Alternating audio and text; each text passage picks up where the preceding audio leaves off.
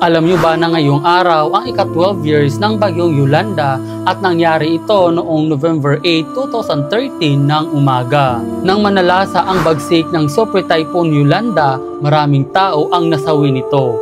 Dahil sa bagyong Yolanda, ayon sa NDRRMC, mahigit kumulang 6,300 katao ang namatay at mahigit 1,062 naman ang mga nawawala na hanggang ngayon ay hindi pa rin sila nakikita. At sobrang dami din ng bilang ng mga nasugatan na umabot ito sa 28,688. Grabe yung bagyong Yolanda na ito. Maraming mga bahay sa Tacloban ang na-wash out.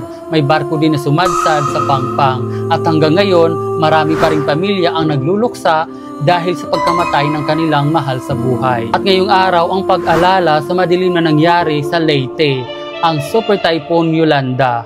Pagkatapos pala mangyari ang trahedyang ito, tila naging ghost town din ang Tacloban. Naway manahimik na ang mga kaluluwang nasawi sa trahedyang ito.